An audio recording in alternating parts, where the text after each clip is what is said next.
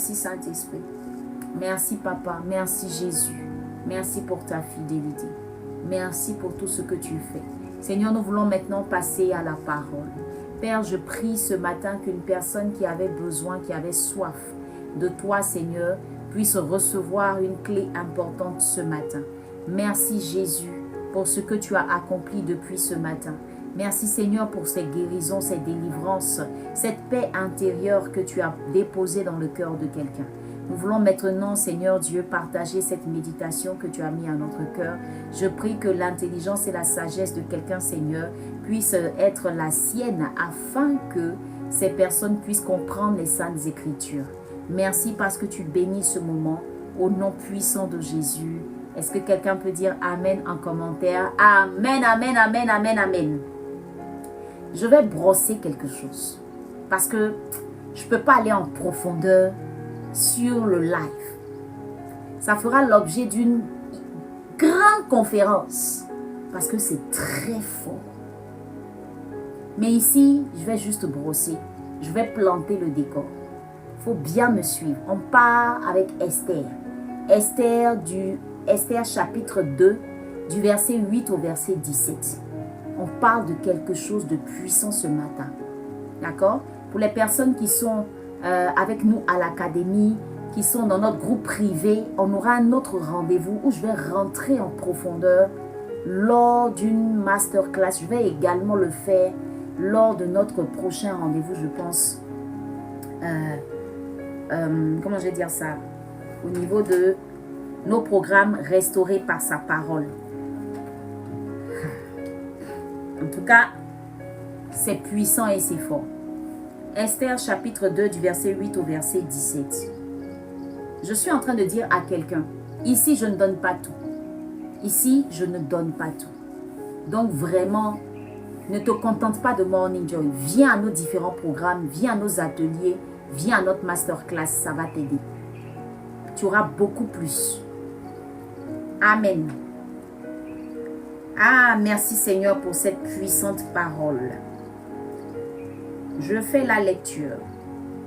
Merci pour les donuts. Tu es béni. Esther chapitre 2 du verset 8 au verset 17. Je vais prendre le temps de lire. Je lis avec respect cette parole.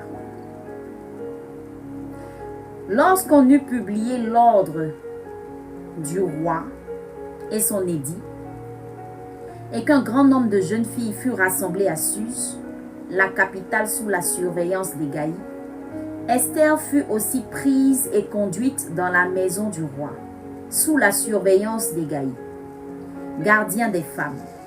La jeune fille lui plut et trouva grâce devant lui. Il s'empressa de lui fournir les choses nécessaires pour sa toilette et pour sa subsistance.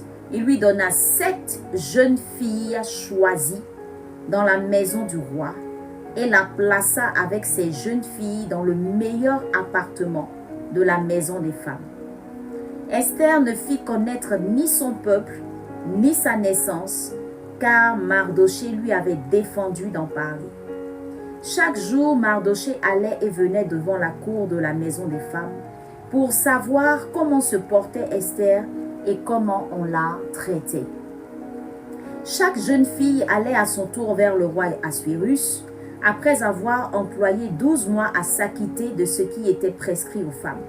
Pendant ce temps, elles prenaient soin de leur toilette, 6 mois avec de l'huile de myrrhe, il faut bien noter ça, 6 mois avec de l'huile de myrrhe et 6 mois avec des aromates et des parfums en usage parmi les femmes.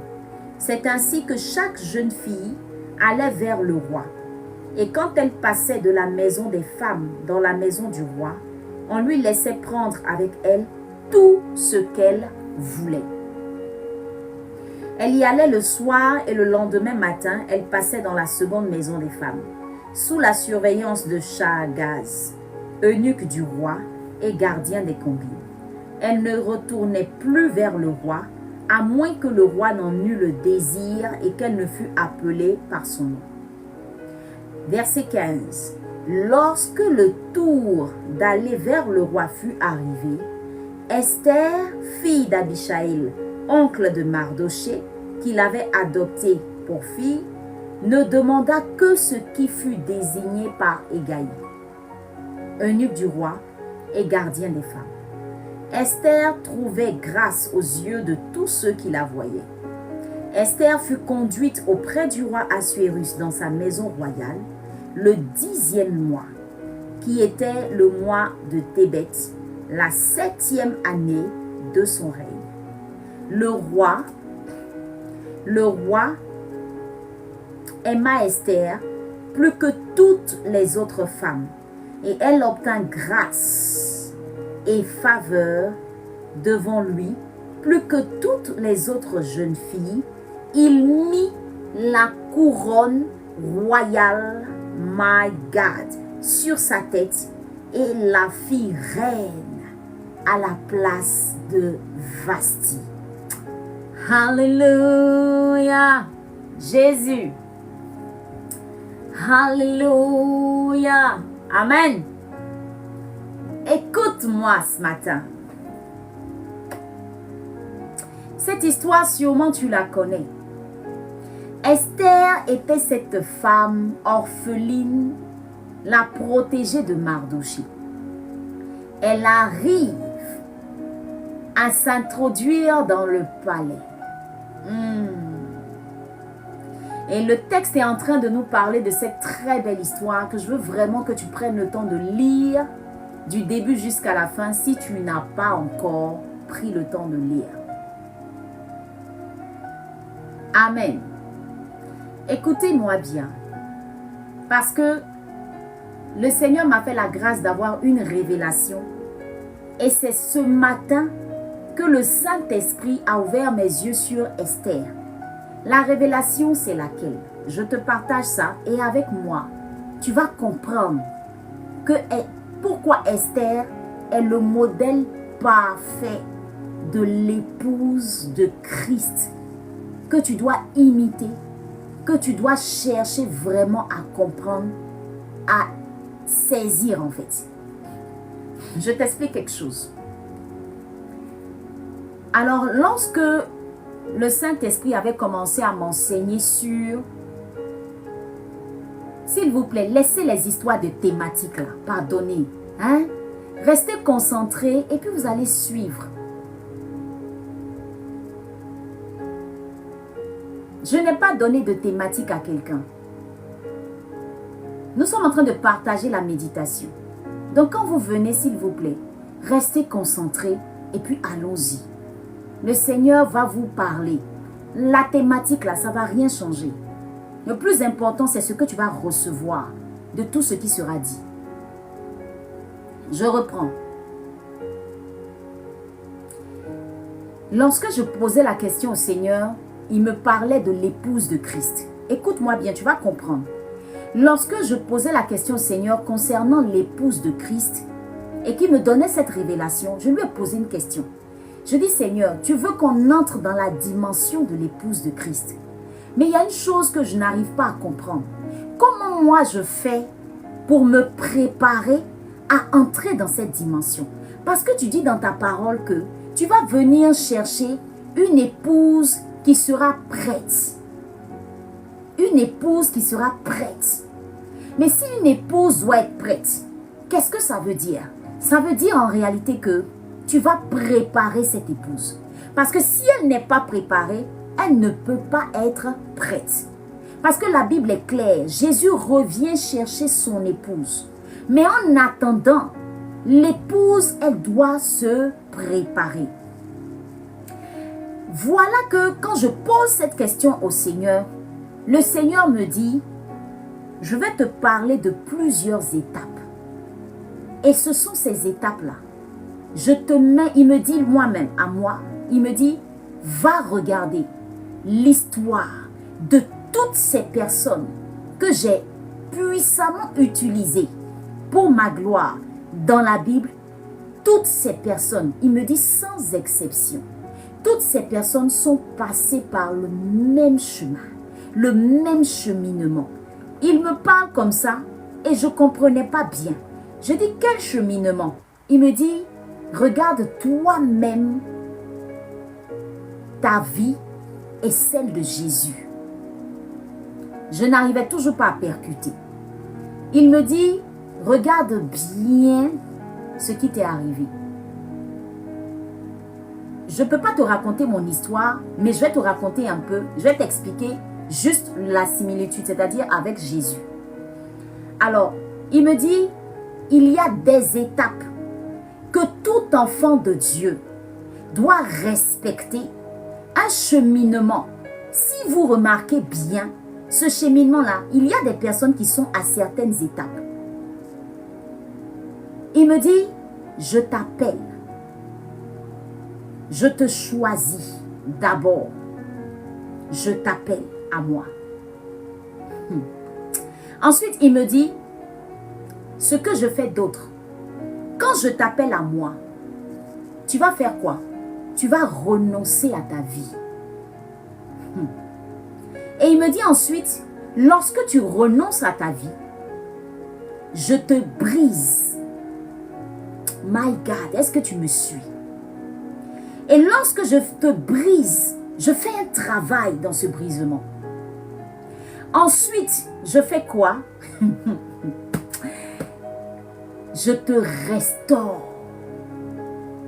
Et quand je te restaure, je fais quoi? Je t'élève. Je suis restée travailler sur ça de 3 heures du matin jusqu'à 6 heures. Et le Saint-Esprit me parle comme ça. Il me dit, regarde un peu toi-même ta vie. Je t'ai dit, Nadie, je vais te restaurer. Mais regarde ce par quoi tu es passé. Je t'ai d'abord appelé. Ensuite, tu as dû renoncer à beaucoup de choses pour me suivre. Ensuite, tu as dû vivre des situations. Pourquoi? Parce qu'il fallait que je te brise. Il fallait que j'enlève de ton cœur, que je te fasse vivre des situations pour que tu sois plus abaissée, plus soumise à moi. Ensuite, je te restaure. Et je t'assure, ma soeur, mon frère, j'ai vécu ça. Et actuellement, je suis dans ma phase de restauration.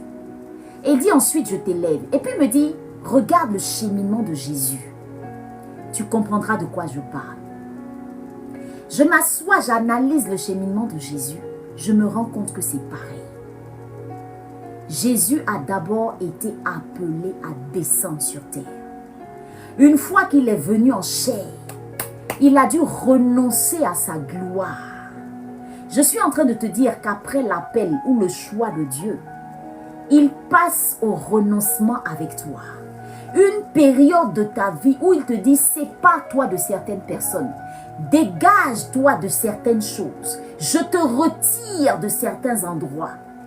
Et puis quand tu dis, tu renonces à ça, tu renonces à ta gloire personnelle. Jésus a renoncé à sa gloire. Et ensuite, il fait quoi? Il va prendre le temps de briser Jésus. Le brisement s'est fait à la croix. Le brisement de Jésus s'est fait à la croix. À Golgotha, lorsqu'il dit, Père, éloigne de moi cette coupe. Toutefois que ta volonté soit faite. C'était un cœur qui était brisé. Il fallait qu'il subisse l'humiliation. Il fallait qu'il subisse le rejet, la haine, l'amertume de l'homme. Ensuite, il dit, je l'ai restauré à la résurrection et je l'ai élevé au-dessus de tout. Vous savez ce que ces 5 étapes signifient? J'ai été choquée de voir que ces 5 étapes, tu es privilégié, hein? Que ces 5 étapes correspondent à 5 lettres qui forment un mot. Arbre. Arbre. Appel, renoncement, brisement. Le R, c'est quoi? Restauration. Et le E, c'est élévation. Et le Saint-Esprit me dit, lorsque Adam et Ève avaient chuté, je leur avais coupé l'accès à l'arbre de vie. Jésus est l'arbre de vie. Toutes les personnes qui suivent ce cheminement, je les conduis et je leur donne accès à l'arbre de vie.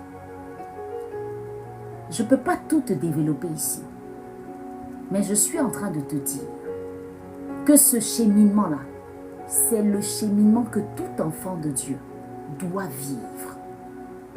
On sera appelé, on sera obligé de renoncer à pas mal de choses. On sera appelé à être brisé. On sera appelé à être restauré. On sera appelé à être élevé. C'est un cheminement qui est clair. Et quand Dieu a commencé à me parler, il dit, regarde Moïse, fais l'analyse, c'est pareil. Il dit, regarde Abraham, pareil.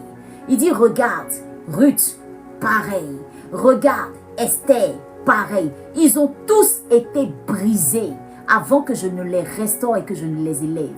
Ils ont tous renoncé à des choses. Moïse a renoncé au palais. Moïse a renoncé au confort. Entré dans le brisement, il se retrouve dans le désert, tout seul, avec moi. Et ensuite, je l'élève. Je le restaure d'abord et puis je l'élève en tant que libérateur d'Israël. Maintenant, il me parle de Esther. Il dit, regarde Esther. Et c'est là que je vais t'expliquer quelque chose. L'intime, Dieu est dans sa parole. Voilà pourquoi beaucoup de gens ne comprennent pas. Pourquoi est-ce qu'elles donnent leur vie à Jésus et elles subissent l'humiliation, le rejet, les disputes, beaucoup de choses. Ma soeur, mon frère, quand tu donnes ta vie à Jésus, attache bien ta ceinture. Parce que si Jésus a vécu ça, toi aussi tu vas vivre ça. Il est important pour Dieu de te séparer de certaines personnes. Il est important pour Dieu d'ôter des choses dans ta vie. Il est important pour Dieu de briser ton orgueil. Dieu va te faire passer par le renoncement, par le brisement. Ensuite, il va te restaurer. Pour certaines personnes ici, d'autres sont à l'étape de l'appel. Vous n'avez pas encore répondu à Jésus. D'autres sont encore à l'étape du renoncement. Tu luttes avec non, le monde me plaît, le monde, je ne veux pas laisser. Non, je suis encore dans ma gloire, je ne veux pas renoncer. Il y a des personnes qui luttent à l'étape du brisement. Dieu veut te briser. Tu dis non, je ne veux pas que tu me brises. Moi là, j'ai encore mon orgueil, j'ai encore ma vie. Je veux faire les choses comme je veux. Tu ne veux pas te laisser briser. Certaines personnes se sont laissées briser. Aujourd'hui, elles sont à l'étape de la restauration. Elles ont commencé à voir que les choses commencent à aller mieux. Malgré les vents, malgré les tempêtes, malgré tout ce qui peut arriver. Elles sentent qu'il y a une restauration qui est en train de se faire dans leur vie. Elles ont cette paix intérieure qu'elles n'arrivent pas à expliquer. Elles ont commencé à voir des choses parce que la restauration, il y a même deux étapes dans la restauration. La restauration intérieure et la restauration extérieure. La restauration intérieure où tout le monde voit que tu as des maisons, que tu as des voitures, que tu as telle chose, tu as un travail qui marche bien, tu as des choses qui marchent bien. Tu vois la restauration, l'élévation. L'élévation. Amen. Alors je suis en train de dire à quelqu'un, arrête de te plaindre. Cherche à savoir à quelle étape tu es avec Dieu. À quel niveau tu es avec Dieu. À quelle étape de ces 5 lettres tu es. Parce que ça va te conduire à l'arbre de vie qui est Jésus. Nous sommes cet arbre. La Bible dit, la personne qui médite jour et nuit est comme un arbre planté près d'un courant d'eau et dont le feuillage ne se flétrit point. Amen. Le feuillage ne se flétrit point. Il porte des fruits en sa saison. Est-ce que je suis en train de parler à quelqu'un? La puissance de la révélation. Si tu comprends ça, tu vas simplement comprendre pourquoi certaines choses t'arrivent dans la vie. Parce qu'on est censé passer par ce cheminement-là. C'est le chemin de l'épouse de Christ. C'est ce que Dieu m'a révélé. C'est le chemin de l'épouse de Christ. Et c'est le même cheminement que Jésus a observé. Il n'y a pas de raison qu'on ne le fasse pas. On passera aussi par là. Il nous appellera, il nous invitera à renoncer à pas mal de choses. Il va nous amener à être brisés. Maman, c'est témoin de Christ. Ah, ok. Comment tu vas? Que Dieu te bénisse. Je suis contente. Ensuite, il va t'amener à être restauré. Il va te restaurer. Jésus va te restaurer. Ne doute même pas de cela. Il va te restaurer. Et ensuite, il va t'élever. T'élever dans toute sa gloire. Il va t'élever. Est-ce que quelqu'un a bien compris l'arbre? De la racine jusqu'au sommet, tu monteras et tu porteras des fruits. Nous sommes comme un arbre planté près d'un courant d'eau qui donnera son fruit en sa saison. Et tu vois, je te fais même le rapprochement avec la terre. Le Saint-Esprit me dit, nous sommes comme ce grain de sénévé qui est planté en terre. Il doit d'abord mourir.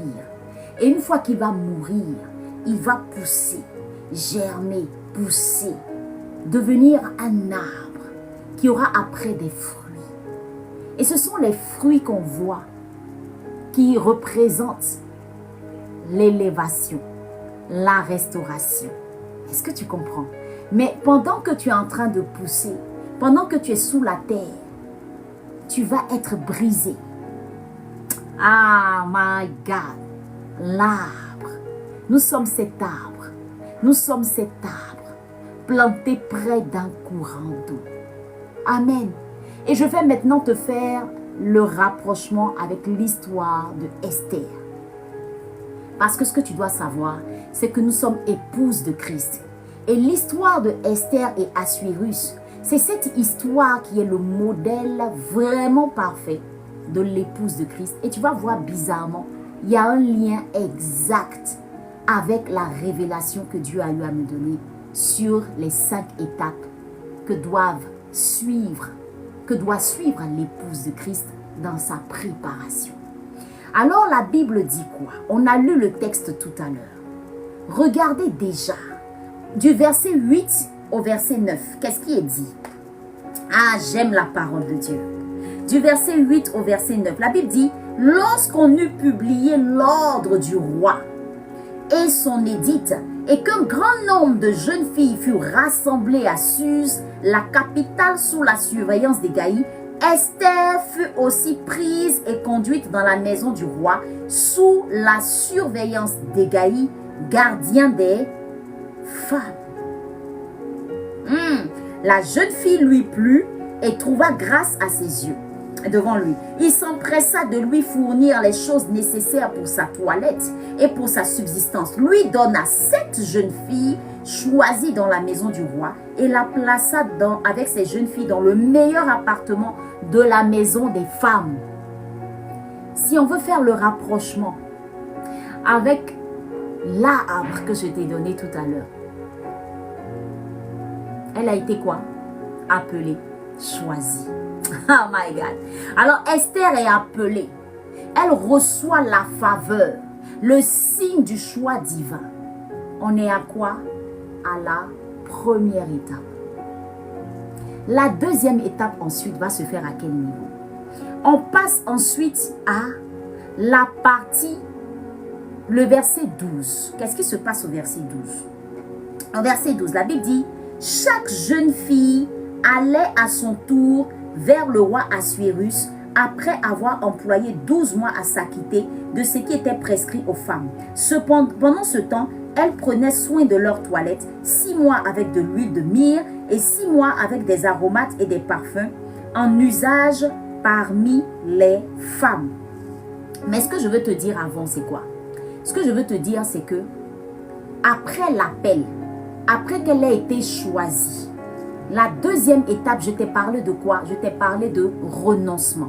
Elle a dû renoncer à quoi? À son comment j'ai dit, à son titre, à sa nationalité, à qui elle était. Parce que son oncle Mardoché lui a dit, et ça c'est le verset qui est juste avant, le verset 10, j'avais sauté ça, Esther ne fit connaître ni son peuple, ni sa naissance. Elle a dû renoncer à elle-même. Elle a dû renoncer à son identité. Elle a dû renoncer à qui elle est. Amen. pour pouvoir suivre ce cheminement-là. Donc, on finit l'appel. On passe au renoncement. Un instant, mon ordi va s'éteindre. Aïe, aïe, aïe, aïe, aïe, c'est fort. C'est fort, c'est fort, c'est fort, c'est fort, c'est fort. C'est fort, c'est fort, c'est fort. Aïe, aïe, aïe, aïe, aïe, aïe, aïe. La team, est-ce que tu vois la profondeur de la chose? Donc, qu'est-ce qui va se passer avec Esther? Après l'appel, le verset 10 dit quoi?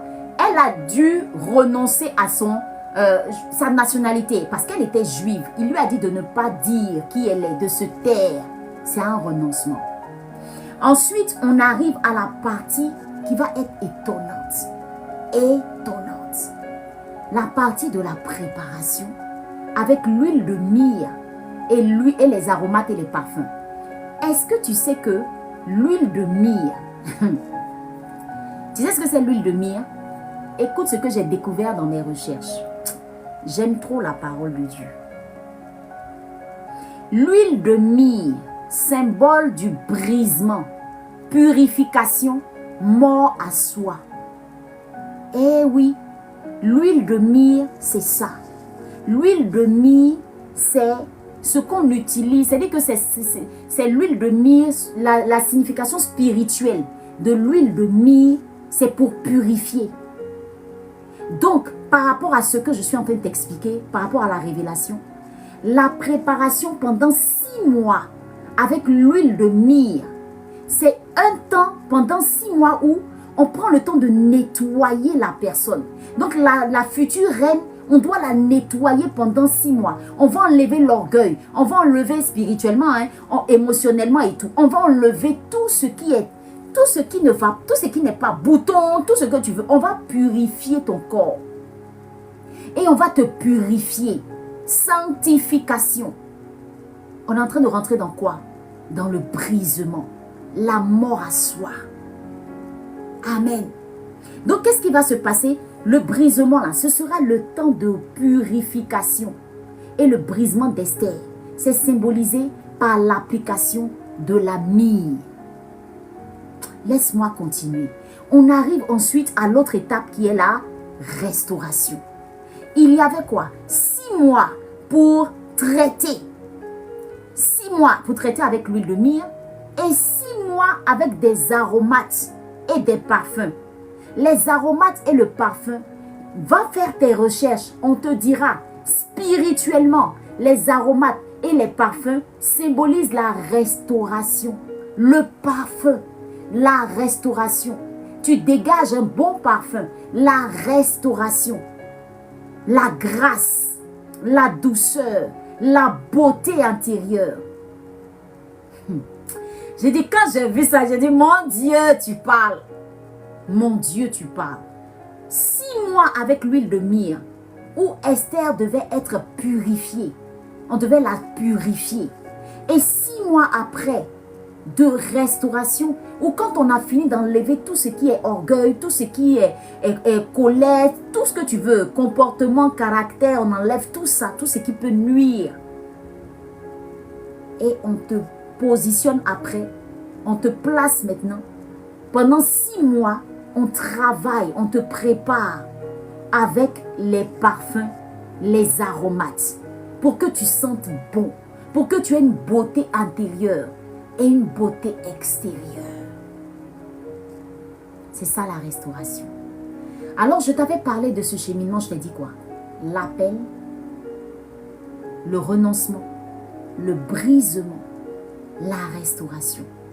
Et donc, dans la période où la préparation va se faire pendant 12 mois, Esther va être brisée. Esther va être purifiée. Esther va également être restaurée. Et lorsqu'elle va se retrouver au niveau de la dernière étape qui est l'élévation, qu'est-ce qui va se passer? Lorsqu'Esther sort, la Bible dit au verset 17, le roi aima Esther plus que toutes les autres femmes. Il mit la couronne royale sur sa tête. C'est 12 mois de préparation. On commençait par quoi? Par le brisement. La team, je suis en train de t'expliquer. Il faut que tu te laisses briser. Si Dieu t'a dit qu'il va accomplir de grandes choses avec toi, quand ces prophéties-là sont finies d'être déclarées, attends-toi à un brisement. Alors que ce que les gens font, c'est que dès qu'on a fini de leur dire de grandes prophéties, ils disent, mais depuis je ne vois pas, depuis je ne comprends pas, c'est plein de problèmes que j'ai, c'est plein de difficultés que j'ai. L'élévation, le chemin de l'élévation commence par l'appel, le renoncement, le brisement, la restauration, avant que tu ne sois élevé. Lorsque Jésus a été brisé, lorsqu'il a été restauré, ensuite il a été élevé à la dimension de l'époux. Lorsque la reine Esther a été appelée, elle a renoncé à tout. Elle a ensuite été brisée. Elle a ensuite été restaurée. Elle a été élevée en tant qu'épouse du roi Assuérus. Il lui a mis une couronne sur la tête. C'est pareil pour l'Église.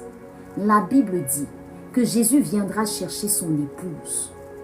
C'est une épouse qui doit être préparée. Et crois-moi, depuis le jour où tu as donné ta vie à Jésus, Jésus t'a sélectionné. Il t'a choisi comme son épouse. Tu devras être préparé. Préparé comment? Tu vas passer par un renoncement. Tu vas passer par un brisement. Les gens vont te casser. Les gens vont te faire des choses. Mais il veut que tu tiennes le coup. Parce que tout ça, ça va enlever de toi tout ce qui est orgueil. Ça va enlever de toi tout ce qui est haine. Ça va enlever de toi tout ce qui est amertume. Parce que Dieu veut une épouse qui n'est pas blessée, mais une épouse qui est guérie. La guérison émotionnelle, ta guérison intérieure se fera lorsque tu seras brisé. C'est là que tu vas voir que dans ce brisement, les gens t'ont insulté, les gens t'ont rejeté, les gens t'ont blâmé, les gens t'ont injustement accusé, à tort. Mais tu sors toujours grandi. Parce que de là, Dieu te capacite, Dieu t'équipe, Dieu te donne un nouveau nom, Dieu te donne une force que toi-même tu ne comprends pas. Ensuite, il te restaure. Et la restauration, elle commence à l'intérieur. Il commence à te dire pardonne. Il commence à te dire laisse tomber. Il commence à te dire je te relève. Ma servante, mon serviteur, je te relève. Après le brisement, Dieu te restaure de l'intérieur comme de l'extérieur. Et c'est là ensuite que tu es élevé. Jésus a passé toutes ces étapes. La Bible dit, c'est pourquoi je l'ai souverainement élevé. Sois heureuse lorsqu'on te brime. Sois heureux ou heureuse lorsqu'on te rejette. Ça fait partie du processus. Ça fait partie du processus. Avant, je ne comprenais pas ça. Je passais mon temps à me plaindre. Mais aujourd'hui, quand quelqu'un me fait subir pas mal de choses, je dis, oh yes, comme dit Marie. Je dis, oh yes, vous êtes en train de contribuer à mon élévation. Ça veut dire que ma restauration, mon élévation est juste à côté. Avant de t'élever, Dieu va toujours te faire passer par une période de brisement. Et c'est ça que les chrétiens n'aiment pas. Toute épouse de Christ est censée passer par le brisement. Dieu ne t'acceptera pas à ses côtés avec toutes tes manières, tes faux raisonnements, ta façon de voir les choses, ta façon de faire les choses. Non, il t'amène à être brisé pour que tu sois soumis à sa parole. C'est ce que lui veut que tu dois faire et non pas ce que toi tu veux. Voilà pourquoi les personnes qui sont très orgueilleuses n'arrivent pas à passer le cap du brisement. Les personnes qui sont orgueilleuses ne peuvent pas être élevées. Alors quand de grandes prophéties sont sur ta vie et que tu ne vois toujours rien s'accomplir, pose-toi la question. Est-ce que je suis vraiment soumis à Dieu? Est-ce que je suis réellement soumise ou soumis à Dieu? Parce que Dieu élève les humbles. Il n'élève pas les personnes orgueilleuses. Parfois, tu n'es pas encore élevé parce que tu es encore resté à l'étape du brisement. Tu refuses le brisement que Dieu veut te donner. Et donc, toutes tes prophéties sont sur ta tête. C'est lorsque tu as franchi toutes les étapes que tu portes la couronne royale. Jésus reviendra nous porter cette couronne. Nous sommes fiancés à Jésus pour l'heure, mais il est en même temps notre époux. Il reviendra nous porter cette couronne. L'église est en préparation. La team, les temps de la fin, l'église est en préparation pour les noces avec l'époux. Cette dimension de révélation, si tu ne l'as pas, tu ne comprendras pas ta vie. Beaucoup de gens se plaignent. Je souffre trop. Je souffre trop. Mais regarde-toi, tu n'es pas n'importe qui. Tu es juste à l'étape du brisement. Laisse le Seigneur te façonner. Laisse le Seigneur te forger un caractère. Celui qu'il veut. Laisse-le te tailler à la dimension de ce qu'il a prévu faire avec toi. Combien de fois Dieu ne m'a pas brisé? Combien de fois Dieu n'a pas permis que des gens m'insultent? Et puis il me dit, tais-toi. C'est-à-dire, tu as envie de répondre et puis il dit, tais-toi. Il a fait la même chose avec Joseph. Il a appelé Joseph. Joseph, il a déposé en Joseph un rêve. Joseph est parti dire à ses frères, regardez-moi, hein, vous allez tous vous prosterner devant moi. Joseph, le papato qui partait raconter tout ce que ses frères faisaient à son papa. Dieu dit, Joseph, si toi je ne te fais pas passer par quelque chose là, tu ne vas pas être comme je veux. Hein. Parce que ton affaire de te prosterner, petit truc que je t'ai montré là, tu cours pour aller dire à tes grands frères comme si toi tu es devenu leur patron. Petit truc que je t'ai dit là, Joseph, tu cours comme ça pour aller raconter. Tu te sens déjà roi. Attends, il va te casser un peu. Parce qu'il faut que je te casse un peu et que je te taille comme je suis. Tu es trop papato. C'est un homme de Dieu qui nous a fait comprendre ça à une de ses prédications. Ce jour-là, j'étais étonnée. Il dit, Joseph était très papato. Vous n'avez pas remarqué? On regarde, on lit bien le texte, on se rend compte que c'est vrai. Dieu t'a donné un rêve, il t'a envoyé. Il t'a donné un songe, il t'a dit d'aller dire à tes frères. La jalousie est née de quoi, ton papatoya? Deuxième chose, tout ce qui se passait dans les champs, il partait dire ça à son papa. Joseph, on t'a envoyé ton papatoya. C'est papatoya de Joseph là qui a fait que Joseph a traversé tout ça là. Mais Dieu dit, attends, Joseph, il ne faut pas te presser. Il va te faire passer par quelque chose. Joseph est vendu par la jalousie née. Dieu dit, bon ok, vous là même, votre plan là même, c'est pas mauvais. Je vais m'asseoir sur votre plan. Parce que le plan de Dieu, c'était pas qu'il soit jaloux. Mais c'est Joseph qui est parti tout mélanger là-bas. Et c'est comme ça on est. On mélange les plans de Dieu. Et après quand on rentre maintenant dans un brisement, on se plaint. Mais Dieu est obligé de faire ça parce que s'il ne fait pas ça là, toi, tu ne peux pas être taillé à sa mesure. Reste tranquille. Remarquez, hein, les gens qui restent tranquilles, ils n'ont pas de problème avec Dieu. Les gens qui obéissent là, ils n'ont pas de problème avec Dieu.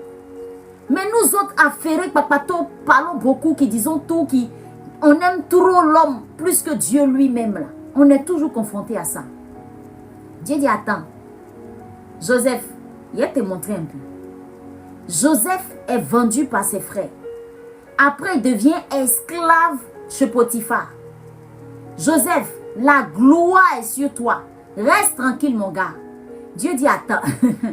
Joseph, ta joie est trop dans la maison là. La femme là commence à repérer Joseph. Dieu dit, bon, attends, comment je vais faire pour te mettre en connexion avec le roi? Il voit dans le cœur de la femme là. Elle dit, hey, Joseph, tu commences à me plaire, toi. Je te veux, mon Joseph. Je te veux, moi. Joseph va dire non, il ne veut pas. Ça, c'est normal, il va dire non. Dieu dit, ok, allons avec elle. Voilà une personne qui veut juste me permettre d'accomplir mon plan. Parce que Dieu n'est pas étonné par ce qui nous arrive. Si Dieu permet ce qui t'est arrivé, c'est que ça l'arrange pour son plan. Oh, parle à quelqu'un. Donne de la joie à quelqu'un. Dis à quelqu'un, il faut taguer une personne. Si Dieu permet ce que tu vis là, c'est parce que ça fait partie du plan. Ça ne le dérange pas. C'est-à-dire qu'il regarde son plan et puis il dit non. On veut l'accuser à tort. Oui, c'est bon, c'est bon. Il faut que ça passe. Il faut qu'elle subisse ça. Dieu n'est pas méchant. Hein? Il n'est pas méchant. Ça ne vient pas de lui. C'est le diable qui fait ces choses. Donc, Dieu dit, il regarde et puis il dit, ok, je ne vais pas épargner ça parce que ça va l'aider. Joseph est accusé injustement. Joseph arrive en prison. Dieu dit, oh, ça ne me gêne pas parce que moi-même dans le plan là, il faut que le panetier et puis les chansons se retrouvent en prison. Le roi va faire, ils vont être en prison. Donc, à travers les deux personnages, mon plan est toujours à cours d'exécution. En cours d'exécution. Il a dit, quand Dieu n'enlève pas une épreuve, c'est que ça ne l'effraie pas. Quand Dieu n'enlève pas une épreuve dans ta vie, c'est que c'est un petit problème pour lui. Quand Dieu n'enlève pas, je dis, quand Dieu enlève, c'est que ça ne l'arrange pas. Mais s'il laisse les gens t'insulter, s'il laisse les gens te traiter de tous les noms, c'est que au bout du tunnel là, il y a quelque chose qui va crier gloire. Apprenons à connaître papa. Joseph se retrouve en prison. Ce qui me plaît chez Joseph, il a tellement confiance en son Dieu. Il dit, papa, peu importe l'endroit où moi tu m'envoies là, moi ici dans mon papatoya, Joseph est dans son show. Joseph est dans son show. Il devient même patron en prison. C'est-à-dire le chef de la prison regarde Joseph et dit, toi tu es bien. Ça veut dire que, imagine, Joseph était là-bas, là, il n'avait pas de problème. C'est-à-dire que Joseph, il souriait. Joseph, il était heureux. Joseph, il était gai. Il était tranquille. Il était à l'aise. Donc, tout de suite, on l'a aimé. Tout de suite, on l'a aimé. Joseph va passer par le brisement. C'est tout ça, le brisement de Joseph. Prison. Accusé injustement à tort. Joseph n'a pas dit un mot. Il ne s'est pas plaint à Dieu. Il n'a pas murmuré contre Dieu. Tout ce que Dieu lui faisait subir, il l'acceptait. Il disait oui et amen. Et même quand il va expliquer, interpréter les songes de l'échanson et du panetier, il va dire à l'échanson, quand tu seras libre, pardon, souviens-toi de moi. Je dis, l'échanson va sortir de la prison. Il va taper 2 heures. Il va oublier Joseph. C'est toi qui crois que Dieu t'a oublié. Mais il y a un travail que Dieu est en train de faire dans le secret. Il fallait que ce pays-là arrive à un niveau où il y allait avoir bientôt la famine. Arrive à un niveau où le roi allait avoir besoin de quelqu'un dans son royaume pour interpréter le songe. Le temps était enfin arrivé où la famine allait se faire sévir. Ok? Donc maintenant, il dit, ok, le moment est arrivé. Sinon, au moment où Joseph était en train de dire à les chansons, quand tu vas sortir, va parler au roi. Même si les chansons étaient parties parler au roi pour dire au roi que je connais quelqu'un qui interprète les songes. Est-ce que le roi avait déjà eu les songes? Non. Ça n'allait même pas faire quelque chose au roi. Il allait dire, bon, attends, moi je ne te comprends pas. J'ai pas de songes bizarres. J'ai pas de songes, donc je ne sais pas. Tu me parles d'un gars qui interprète les songes qui est en prison. Pourquoi je dois le faire sortir? J'ai pas besoin de le faire sortir. Moi, je n'ai pas de songes bizarres. La team, est-ce que vous comprenez les plans de Dieu? Mais quand le temps où Pharaon a eu maintenant le songe était arrivé, c'était le temps maintenant pour Joseph de sortir, aller accomplir sa destinée. Joseph va être restauré. Restauré, puis élevé. La restauration de Joseph n'a pas commencé quand il était en présence de Pharaon. La restauration de Joseph a commencé pendant qu'il était en prison. Il y a ce genre de restauration où normalement tu dois être à terre. Mais malgré la tempête, malgré la prison, tu es joyeux, tu es heureux, tu es à l'aise, tu vis ta gloire, tu vis ta vie tranquille. La restauration, l'étape de la restauration a commencé quand Joseph a été choisi comme patron, comme chef en prison. Il est en train de vivre ça tranquillement. C'est pourquoi je veux dire à toutes ces personnes, toi tu crois que ta restauration commence quand tu vas avoir ta voiture, ta maison que Dieu t'a promis, l'enfant que Dieu t'a promis, toutes ces choses que Dieu t'a promis. Non, ta restauration commence lorsque l'ennemi est en train de tout faire pour te mettre dans un trou.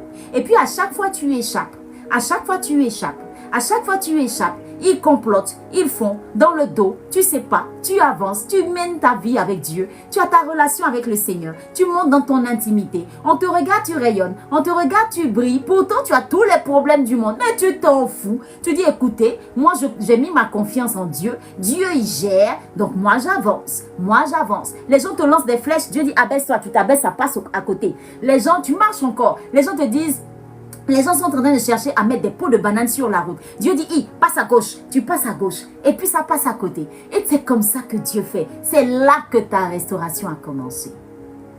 Je n'avais pas cette révélation. Dieu m'a enseigné ça. Il dit, c'est ce genre de joie que tu as même dans la tempête. C'est ce genre de paix intérieure que tu as, même quand tous tes ennemis se liguent contre toi. My God! Est-ce que je parle à quelqu'un? Alors Joseph va être élevé au rang de gouverneur d'Égypte. Joseph n'a-t-il pas été appelé? N'a-t-il pas renoncé à tout? N'a-t-il pas été brisé? N'a-t-il pas été restauré? N'a-t-il pas été élevé? Dieu me dit, le Saint-Esprit me dit, Nadi, rentre dans la Bible. Sors-moi un nom. Je te dirai comment j'ai fait les 5 étapes là avec ces personnes. Je me suis amusée, je suis allée voir Ruth. Pareil. Tu veux qu'on essaie Ruth? Je te parle de Ruth. Ruth commence par quoi? Elle est d'abord mariée au fils de Naomi. Ensuite, tu sais, de toutes les filles qui étaient là-bas, c'est Ruth et Orpa qui ont été choisies pour être proches de Naomi. Donc, Ruth a été sélectionnée parmi les personnes maudites. Elle est arrivée dans la présence de Dieu. Elle a été appelée. Je t'ai parlé de A, l'appel. Elle va renoncer à quoi? Elle va renoncer à sa famille. Lorsqu'elle va dire à Ruth, ton Dieu sera mon Dieu. Ton Dieu sera mon Dieu. Elle renonce à tout concernant sa vie passée, son identité culturelle, son pays, sa nation, tout ce que tu veux. Elle renonce à ça et elle s'attache à Ruth, à Naomi. Je t'ai parlé de la 3e étape qui est quoi? La 3e étape qui est le brisement. Lorsqu'elle va partir avec Naomi à Bethléem, si tu lis bien ta Bible, elle va être brisée. Comment? Lorsque elle va commencer à travailler dans les champs comme tout le monde. Les gens même vont se moquer d'elle. Lis bien ta Bible, tu vas voir la partie. Les gens se sont moqués d'elle. Les gens l'appelaient la maudite, la Moabite. Les gens se sont moqués d'elle. Elle va être restaurée lorsqu'elle va rencontrer Boaz. Boaz va commencer à la défendre. Boaz va même aller jusqu'à chercher à l'épouser.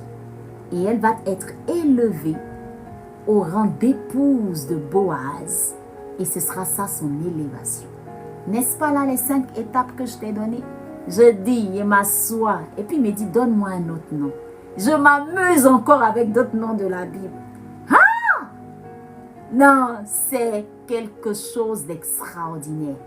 Depuis lors, je ne m'angoisse plus. Je cherche à avancer dans chaque étape. À l'heure où je suis arrêtée là, il n'était pas là. Moi, c'est dans ma phase de restauration. Parce que brisement là, ah oui. Ah oui. Ah oui. Brisé, tu le seras. Pourquoi vous fuyez le brisement maintenant? C'est dans le brisement là que Dieu va permettre que des gens viennent te taper comme il faut. Te rabaisser comme il faut. Et puis Dieu te dit, ma fille, tais-toi, pardonne et soumis. Tu dis, papa, on fait ça là comment? Il dit, sois soumise. Papa, il m'a parlé mal. Il dit, je dis, tais-toi. Papa, on m'a accusé à tort. Il dit, je dis, tais-toi. Papa, on dit, moi, je n'ai pas Dieu dans ma vie. Il dit, je dis, tais-toi. Papa, est-ce que tu as entendu ce que les gens disent sur moi? Il dit, je dis, tais-toi. Ça te fait mal. Ça te fait encore mal. C'est que tu n'es pas encore bien guéri. On reste encore à l'étape du brisement. Papa, pardon. Il dit, sors de là. Quand je vais voir que tu as pardonné vraiment ces personnes et que ça ne te dit plus rien, il n'y a pas de problème. Sinon, leur parole là, ça te fait mal. Tu as envie de répondre. Tu as envie d'écrire un message. Tu as envie de les insulter. Tu veux les appeler. Tu n'es pas encore passé à l'étape de brisement. On est dedans. Qui? Il a dit, ok. Papa, j'ai compris. Façon ici, vite sorti de ça là. Brisement. Quand les gens voient, ils regardent. Il ne répond pas. On lance flèche, il regarde, il ne parle pas. On lance encore, il met dans sa présence, il dit, papa, la personne m'a parlé mal, mais je laisse tomber. Il dit, ah, ma fille, tu as compris. Tu as bien compris. Je t'envoie ma paix. C'est là que je ressors de chaque moment avec lui, avec la paix dans le cœur. Quand il sort de là comme ça, on ne dirait même pas qu'on m'a insulté. C'est à ça que Dieu nous amène. Jésus, humilié, injurié, traité de tous les noms. Quand il monte à la croix, il dit, Père, pardonne-leur car ils ne savent pas ce qu'ils font. Dieu dit, yes mon fils, je t'élève. Tu as compris? J'ai pris le temps de t'expliquer ça. Ces 5 étapes-là. Ces 5 étapes. Ces 5 étapes. Ah non, on ne dit pas 5 étapes. Ces 5 étapes. Je te pose maintenant la question. Tu es à quelle étape? Tu es à quelle étape? Tu veux avoir la couronne sur ta tête. La couronne royale. Tu veux l'avoir sur ta tête. Tu veux que quand Jésus revienne, il te prenne. Tu veux que Jésus vienne te chercher. Subis ces étapes-là. Garde ta foi, garde ton cœur plus que toute autre chose. Quand tu vas arriver à l'étape de restauration, assieds-toi bien. Ne pars pas en arrière. Reste à l'étape de restauration. Tu vas arriver à un niveau dans ton intimité où, même quand les gens te font mal, tu pries pour eux. C'est à cette étape du brisement que tu commences à faire des prières pour tes ennemis. Tu commences à dire, je vous pardonne parce que vous ne savez pas ce que vous faites. Je prie pour vous. Que Dieu ait compassion de vous. Que Dieu ait pitié de vous. Que Dieu vous pardonne vos calomnies, vos injures. C'est à cette étape, on ne se justifie pas avec Dieu. C'est à l'étape du brisement que Dieu charge ton palabre. C'est à l'étape du brisement que Dieu dit, à moi la vengeance et la rétribution. Mais avant qu'il ne se venge et qu'il ne fasse la rétribution, il attend que toi, tu sois vraiment brisé et que tu aies commencé à faire ces prières. Seigneur, pardonne-leur car ils ne savent pas ce qu'ils font. À lui la vengeance et la rétribution. C'est à cette étape du brisement que Dieu guérit ton cœur. Même si quelqu'un vient encore, j'aurai confiance en cette personne jusqu'à ce qu'elle me déçoive. Amen. Amen. Je suis en train de chuter. La team, voilà ce que c'est que l'épouse de Christ. Remplie de l'amour de Dieu. Mais qui est passée par pas mal de situations. Ne refuse pas l'étape du renoncement et du brisement.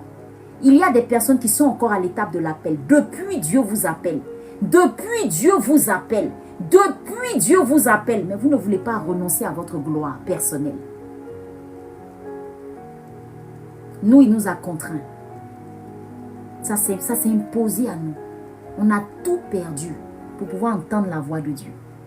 Sinon, tant qu'on avait tout, on ne l'entendait pas. Il y a des personnes à qui Dieu arrache même leur mariage. Parce que tu ne veux pas l'écouter. Tu mets tout ton espoir, toute ta vie à un homme. Dieu dit, attends, j'ai arraché cet homme-là. Parce que si je ne l'enlève pas de ta route, toi, tu ne vas pas me servir. Ton travail, c'est le rival même de Dieu. Dieu te regarde comme ça et dit, ah bon, je t'arrache ton travail. Parce que si je ne fais pas ça, tu ne vas pas le laisser, tu ne vas pas me suivre. D'autres, c'est l'enfantement. Tu as prié jusqu'à Dieu t'a donné un enfant. Aujourd'hui, l'enfant est devenu ton idole. À cause de ça, tu ne vas plus à l'église. À cause de ça, tu ne fais plus rien. À cause de ça, tu n'entreprends plus rien. Il dit, je vais arracher ça. La team, ne laissons pas Dieu nous arracher des choses. Suivons-le. Il y a des personnes parmi vous sur ce live. Vous êtes des appelés. Il y a longtemps que Dieu vous cherche. Je parle à quelqu'un, il y a longtemps que Dieu vous cherche. Vous pensez que vous avez toute la vie devant vous. Vous pensez que vous pouvez vous permettre. Il y en a là, c'est l'argent. L'argent, tu cours derrière l'argent comme ça. Dieu dit, attends, il te rend très pauvre. Et puis tu vas comprendre que moi, quand je t'appelle, là, je t'appelle. Tu fais des projets sur des projets. Tu fais des choses sur des choses. Ça ne marche pas. Ce que les gens font en 2 temps, 3 mouvements. Pour toi, dès que toi, tu mets ton pied dedans, ça se gâte. Les appeler. Quand vous refusez l'appel de Dieu, lui-même, il s'en va vous chercher. Pourquoi?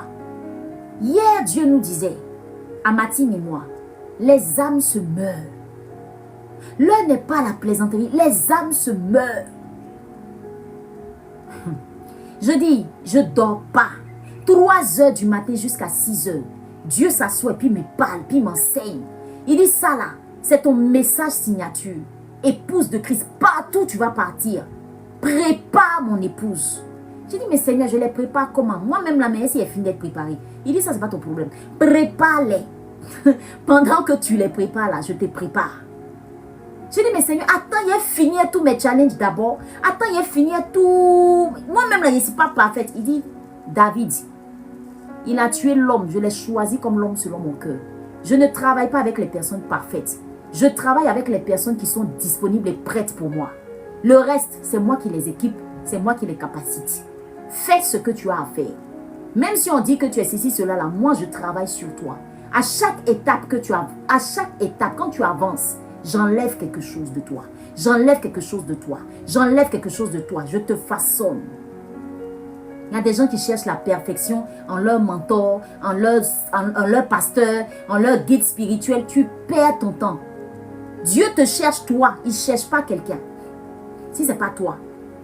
Donc cette personne-là, de la même manière, toi tu luttes avec tes démons. C'est comme ça cette même personne aussi lutte avec ses démons. Parce que si Dieu rendait parfait certaines personnes, je vous assure, on n'allait même plus avoir besoin de Dieu. Il faut redémarrer ton truc. Il faut sortir et puis tu reviens. Le live n'est pas bloqué.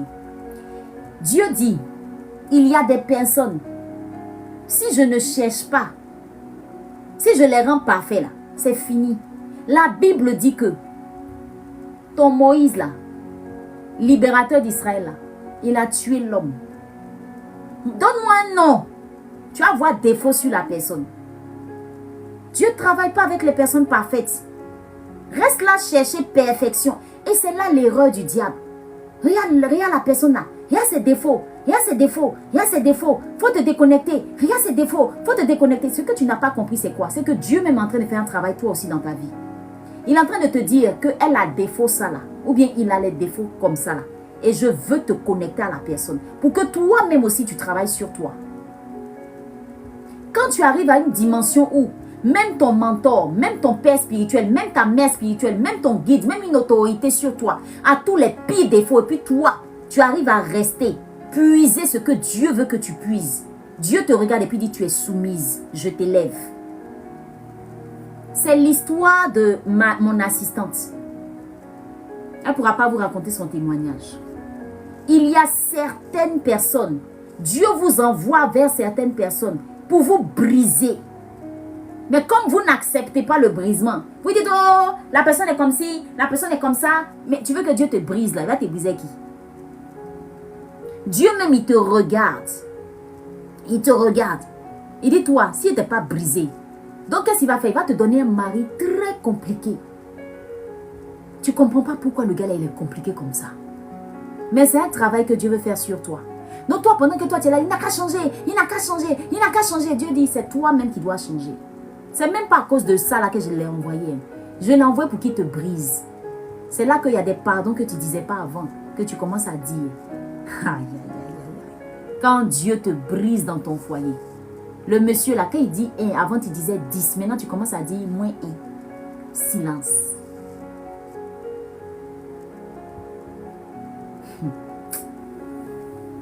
Dieu va te connecter à un patron compliqué. Quand tu regardes ton patron là, tu dis, ah, Dieu, tu ne m'aimes pas, hein?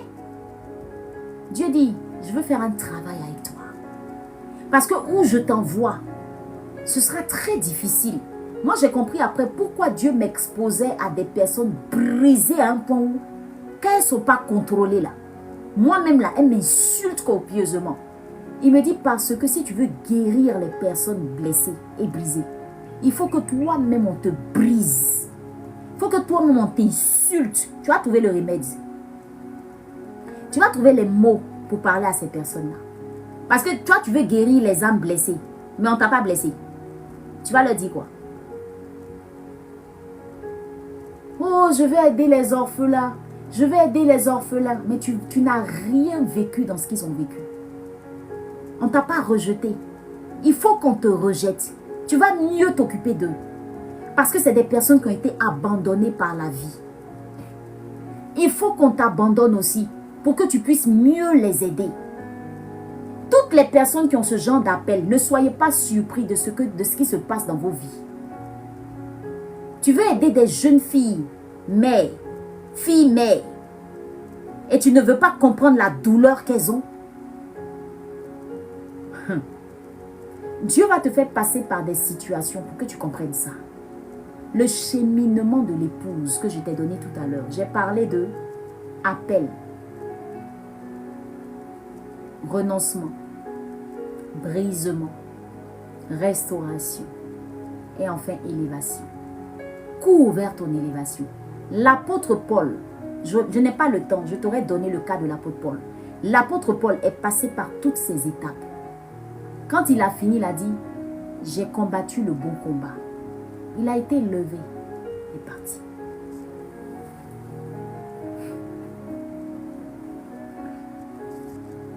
Je répète, à quelle étape es-tu? Elle dit, je suis encore à l'appel. Ma soeur, faut te dépêcher. Jésus est à la porte. Jésus est à la porte. À quelle étape es-tu? À l'étape de l'appel? À l'étape du renoncement? Tu as du mal à renoncer à certaines choses. Tu es à l'étape de quoi? Du brisement? Tu n'arrives pas à pardonner. Tu n'arrives pas à accepter certaines choses qu'on te fait. Tu es à l'étape de quoi? Restauration? Tu n'es pas loin. Restauration? Tu n'es même pas loin. Il va t'élever. À l'étape 4. Amen. Allez méditer sur ça. Allez méditer sur ça. Ça fait âpre. Et le secret pour résister, c'est de rester dans sa parole. Que Dieu te bénisse. Je veux prier avec toi. Seigneur, je te rends grâce et je bénis ton Saint-Nom. Je te dis merci pour la vie de toutes ces personnes qui ont suivi cet enseignement. Seigneur, combien de fois moi-même j'ai été choquée, bouche ouverte, mes larmes coulaient parce que je comprenais enfin ce que tu attends réellement de moi, ce que tu attends réellement de mes sœurs et de mes frères. Tu viens et tu es à la porte. Tu viens chercher une église sans tache ni ride. Tu viens chercher ton épouse à qui tu déposeras la couronne royale. Pour toutes ces personnes qui auront persévéré, pour ces personnes qui seront restées dans l'amour, pour ces personnes qui ne se seront pas refroidies, pour ces personnes qui n'auront pas abandonné ton chemin, abandonné tes voies, abandonné ta parole, pour ces personnes qui auront aimé Dieu et leur prochain comme elles-mêmes. Tu nous enseignes l'amour. Et Seigneur, nous sommes tellement bénis par toutes ces révélations. Je prie que plusieurs personnes, Seigneur, entendent ce message et soient véritablement transformées. Seigneur, merci pour toutes ces personnes à qui tu nous connectes. Merci pour ces personnes avec qui nous travaillons en privé. Je bénis ton Saint-Nom pour tous ces projets, pour la retraite spirituelle qui arrive à grands pas. Seigneur, manifeste-toi, manifeste-toi, afin que ces personnes qui viennent sur Morning Joy ne soient pas juste en mode écoute, mais personnellement, Papa, cherche à travailler leur intérieur, leur relation personnelle avec toi, à la dimension de l'épouse, afin que des vies soient restaurées, afin que l'amour prenne le dessus, afin que l'amour triomphe du mal. Ce monde attend avec un ardent désir, dit la parole de Dieu, la révélation des fils de Dieu. Les fils de Dieu, ce sont les fils révélés. Et les fils révélés, c'est l'épouse de Christ. Nous sommes en préparation. Seigneur, aide-nous à nous préparer comme il se doit. Aide-nous à faire ces 6 mois avec la myrrhe, et ces 6 mois avec les aromates et les parfums. Aide-nous, Seigneur, à laisser le Saint-Esprit travailler avec nous pendant ce temps. Manifeste-toi, Seigneur. Révèle-toi à chaque personne. Ne permets pas que nous oublions, Seigneur, que nous devons passer à une autre étape avec toi, la dimension de l'épouse. Seigneur, tu as changé notre nom. Depuis des années, des millénaires, tu nous appelles épouse. Merci Seigneur, parce que tu nous permets en même temps de calquer, Seigneur, cette dimension avec la dimension terrestre. Seigneur, merci pour tous ces foyers qui sont en difficulté. Permets que ce message les atteigne afin qu'elles comprennent l'importance, la puissance de la soumission pour que toi tu sois élevé, pour que toi l'époux tu sois élevé dans leur foyer. Merci Jésus pour tout ce que tu nous apprends sur Morning Joy. Ce sont de véritables pépites, Saint-Esprit. Nous te disons merci. Nous te rendons toute la gloire, ô Père. Nous te disons merci. Merci infiniment pour toutes ces révélations qui nous transforment jour après jour. Nous sommes bénis, nous sommes bénis, nous sommes bénis. Au nom de Jésus. Amen.